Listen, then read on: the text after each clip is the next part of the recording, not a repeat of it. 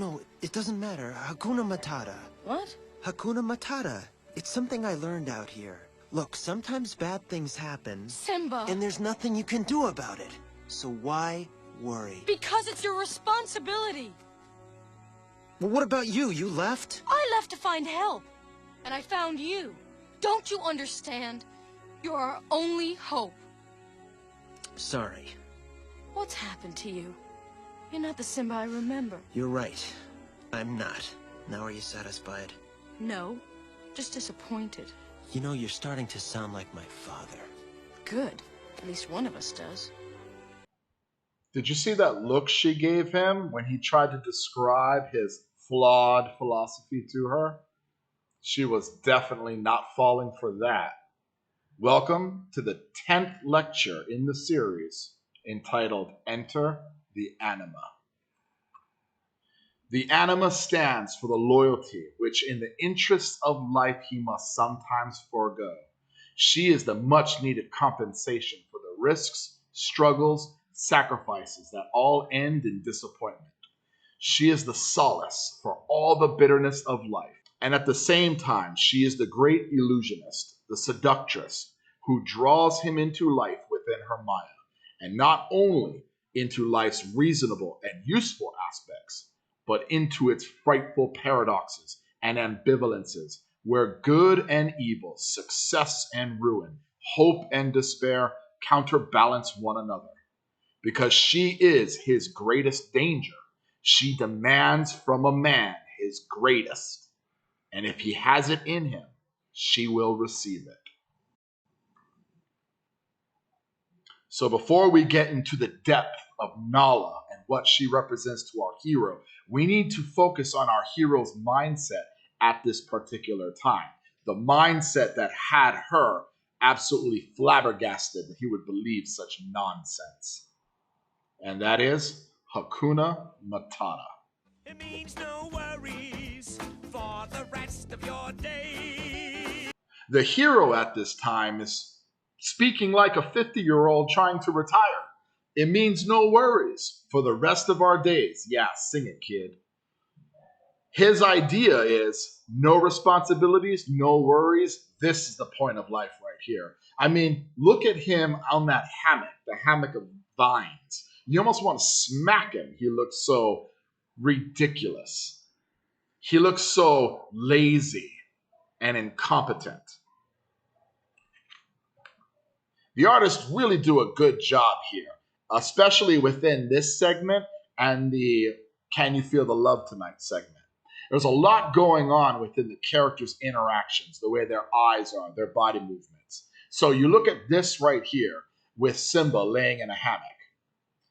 This is something we see all too often here in Puna. The people who believe they've done enough in life, no responsibilities from here on in, I get to retire. But in there, we discover the lie. Think about a person who wants to retire, and you ask, well, what are you going to do for the rest of your life? Well, I'm going to go to the beach and drink margaritas. That's not a life. That's a postcard. There's no meaning in that. Is that really the end? Is that really how you're going to spend the rest of your life? Yeah, you might enjoy it for 2 days, maybe even 3, possibly a week or 2. But what happens after that? After 1 month, 3 months, after 2 years? Is this really the way of life? Is this really what you worked so hard to attain? After 2 years, you're that drunk bum on the beach, that eyesore people walk around. It's the same with those people who win the lottery. They win the lottery and then now what? They often become poor. Just the same. Because they don't know how to deal with money. Being rich is difficult. I wouldn't say as difficult as being poor. I'm not that naive. But holding on to your riches in order to make more money is definitely a skill set. But the point here is those people who succeed, who for their entire lives have been fighting the good fight, the fight of responsibility and meaning. And all of a sudden, it's done. They succeeded. Now what? Well, now they become depressed. they have no target, they have no aim. Now, why is that? Why is it that we human beings have such a hard time in our successes? I can attest to this as well. When I graduated from my master's, it was a great feeling, a 4-year journey. But then the next day, I was filled with absolute emptiness. Why? Well, I had nothing more to aim at. There's a difference between the feeling a person gets when they go and they eat chocolate cake and working towards something. Say your goal for today is just to go home and eat the rest of the leftover food from yesterday because it was that good. You go home, you eat it, now what? You get that satisfying feeling as you're eating it, but after it's done, then what? That is the power of satisfaction, satiation. What now? But if you have a goal, if you have something to aim at, and that goal produces another goal, oh, even better. So that way, when I strike that target and hit that bullseye, I still have another target to go. Now, why is that? Well, the reason was actually discovered in psychoanalysis.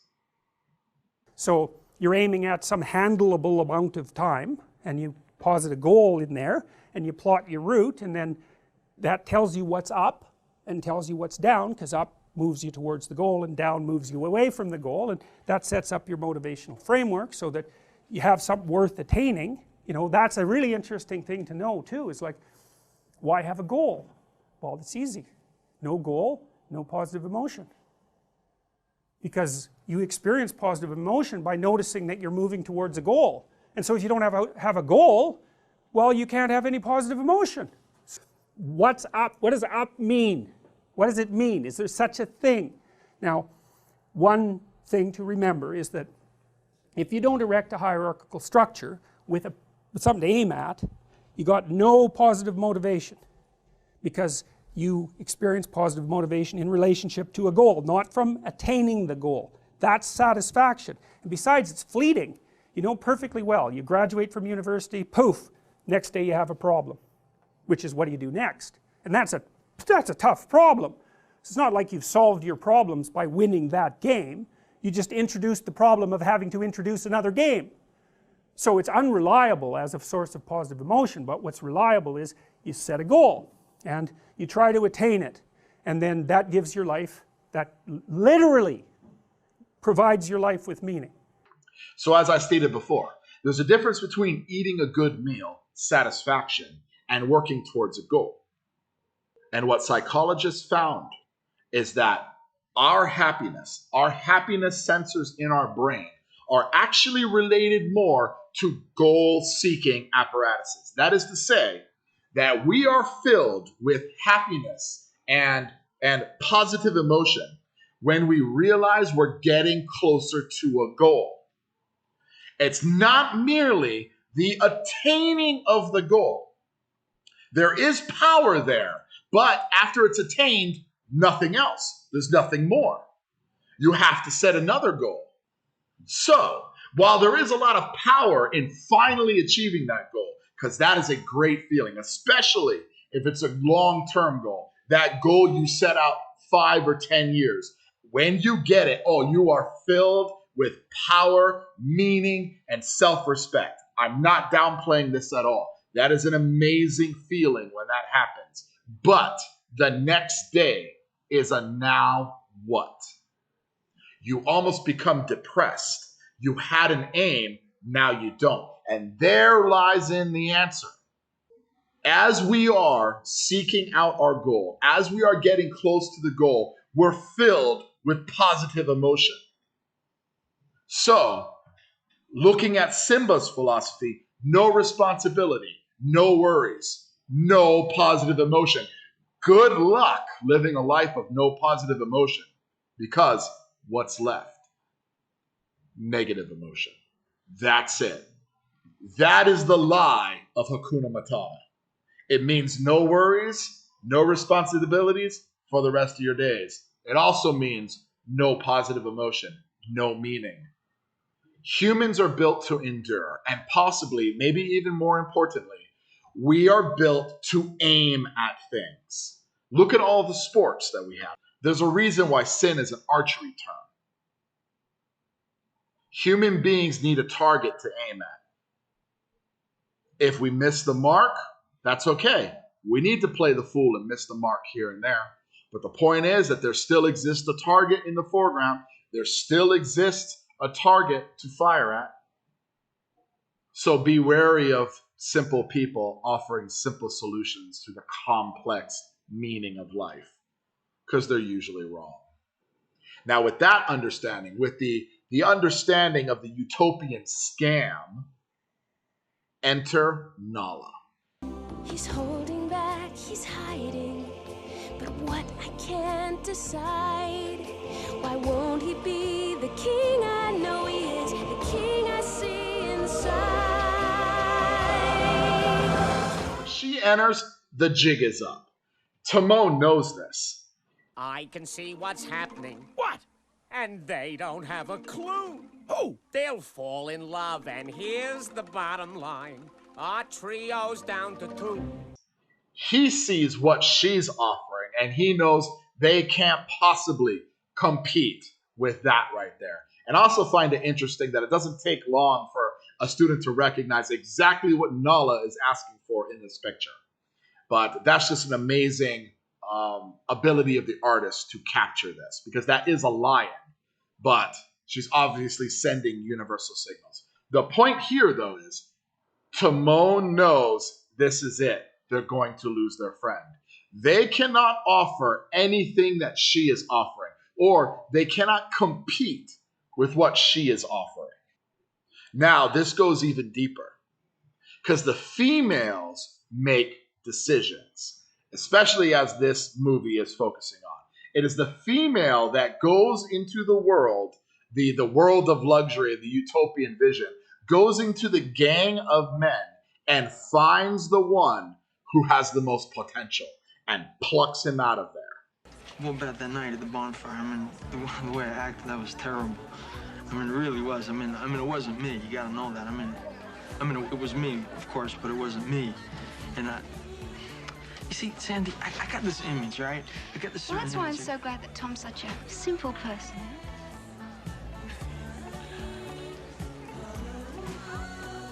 Simple is right. Too bad his brains are in his biceps. Now, why is it females get to make that decision? Well, females are the decision makers the majority of the time.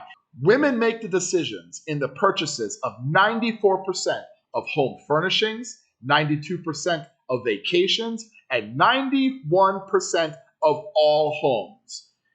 They own the lion's share of consumer spending. Now, imagine how this works when it comes to a human being, a person that they desire. They are the one choosing who they are going to live with. They are the one choosing who they're going to be with. One of the worst things for a female to have in a mate is not only to give birth to one baby, but have another one at home. So the Anima has this power to look within the man. They have this power to look beyond the persona. The persona being the mask that the person puts onto the world. The persona self and then the real self. The woman has the power to look beyond the persona and find the real person behind the curtain. And men know this. And that's what makes men vulnerable. Now, our hero, Simba, he's had his guard up for a while. Anytime he spoke about his father and the philosophy of which he was raised, he is ridiculed by his gang for obvious reasons. They think they hold the knowledge and the true understanding of the world. So anything more that he's trying to offer, responsibility, they ridicule. So the hero's had his guard up for a while now, but also he's been living a life of lies. He's been lying to himself that this world of responsibility is actually a thing. He knows better, but how often do we know exactly what will go wrong and we do it anyway?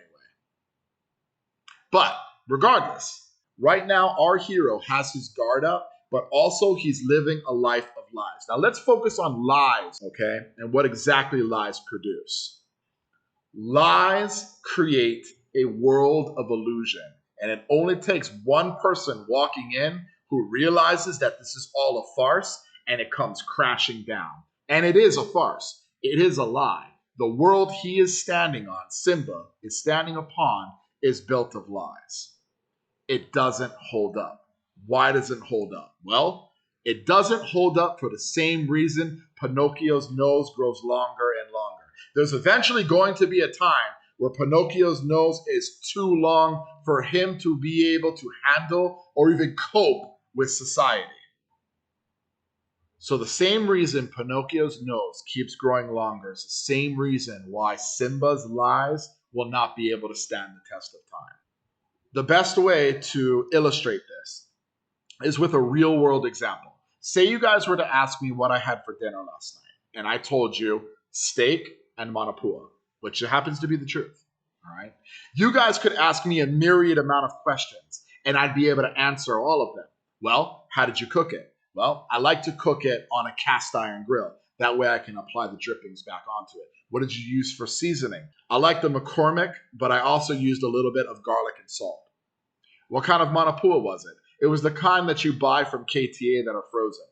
How was it? It wasn't really good. Really wasn't worth the calories, to be honest with you. How was the steak? Very good. Definitely worth the calories. Did the rest of your family eat the same? Nope. The rest of the family had various things because there was leftovers there. For example, my wife had Tuscan chicken.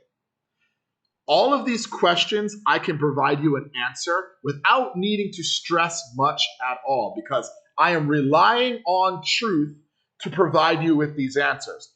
But let's say I lied. Let's say I lie and tell you I had Chinese food. Oh, where'd you have Chinese food from? I bought it from Lemongrass. All right, what did you order from Lemongrass? Orange chicken, beef broccoli, and a little bit of chow mein, pork chow mein. Oh yeah, did everybody eat it? Yeah, everybody ate it. Did they like it? Well, my daughter didn't really like it, but my son did. I can go further and further, but the point is, in the lie, I'm having to add more and more lies on top of the lie that I initially told. In doing so, I am creating a fabrication, an illusionary world of webbed lies in order to take on this first lie. And all it takes is one person coming in who has an understanding of truth and say, oh, actually, Lemongrass was closed yesterday because they close every Wednesday or something like that. And bam, the whole world comes crashing down. Now, I have to either rely on truth or keep lying. But Pinocchio's nose keeps growing longer because he keeps needing to add on to the lie. Eventually, it springs roots because you start involving more people. Simba has been lying to himself from the beginning that this idea of no worries, it's not about no worries. For him, it was about running. It was about running from his responsibility. It was about running from his guilt. And he's lying to himself if he actually believes that that is a solution to the grief and the guilt. Running doesn't solve anything. If anything, it makes things worse. Because the kingdom of Scar right now is way worse off than when he was a kid. This kingdom has now become desolate. So, in this world of lies, Simba meets Nala. And there's a little bit of a honeymoon phase that goes along here. You know, they're very happy to see each other. They haven't seen each other in a while. Nala's very happy to see him just because she's meeting a friend. And then, obviously, they start to fall in love. But the honeymoon is short-lived, as it often is, because now you need to live with that person after the honeymoon. Now is when you start understanding the things of which they believe. And the first thing he tells her is about Hakuna Matata. And she reacts the right way. But then, upon asking more information, what happens then? You know, you're starting to sound like my father. Good. At least one of us does. Nala strips away the lies and hits him hard. At least one of us sounds like your father. This leads the hero to lash out. Well, of course he's going to lash out because he's lived a world of lies. And when that lie comes crashing down, and he knows it's a lie, when that world comes crashing down, he doesn't know where he is anymore. So he lashes out. He runs away. He goes, he looks up in the sky, and he starts blaming his father.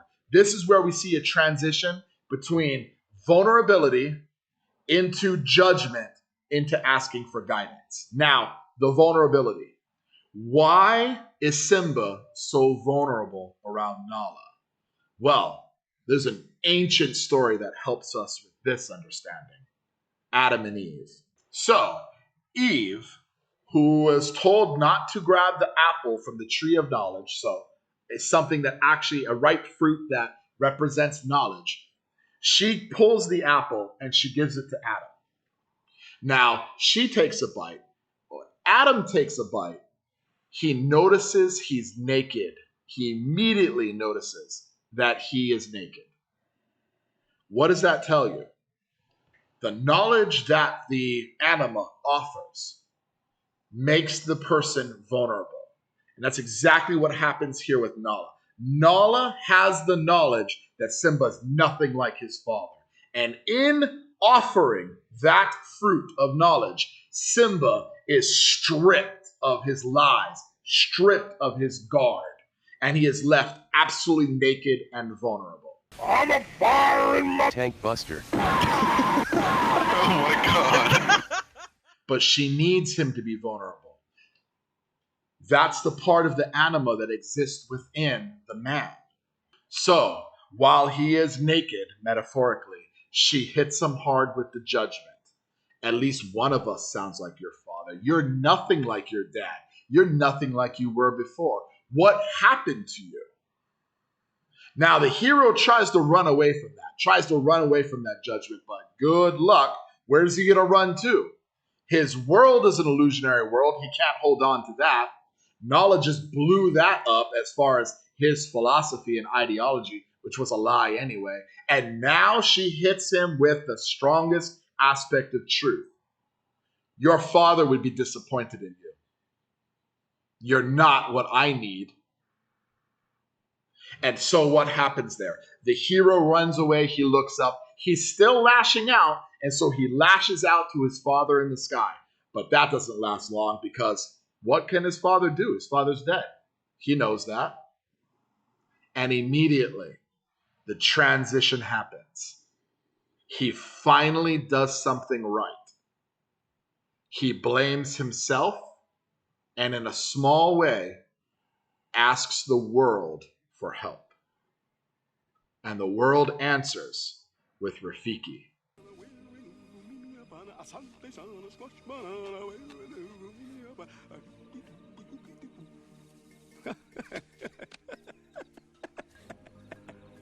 Divine inspiration shows up. This is the same thing that happens when you're penitent or humble and you realize that you are the one who is at fault in the world and you ask the world for guidance. The world answers. So Rafiki shows up. Now this is something that's really interesting because when Rafiki shows up, he tells Simba in kind of a wordplay. You knew my father? Correction, I know your father. I know your father. Simba says, oh, you knew my father? Correction, I know your father. As in Rafiki saying, he's alive, and I'll show him to you. Which is when he says wrong again and runs. Now, in this sequence, when Simba is running through, there's a reason why all the vines look like membranes.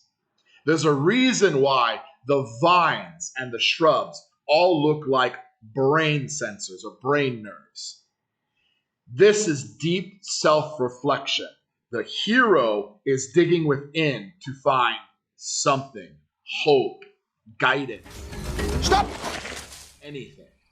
Remember, his world is destroyed. He cannot rely on that. Truth has come forward. Nala has hit him with something he can't run away from. So what can he stand upon? Well, In digging below, he realizes that his father's not dead. Culture, responsibility, meaning, it's not gone. It's where it's always been, but you just didn't know where to look. You see, he lives in you. Now, what does that mean?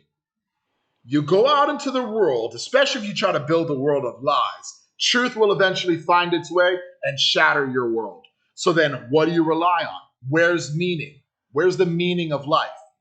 Well, the meaning of life exists in the very place that gave you life itself. You have a responsibility to come back and dig your father out of the world, out of the archaic world.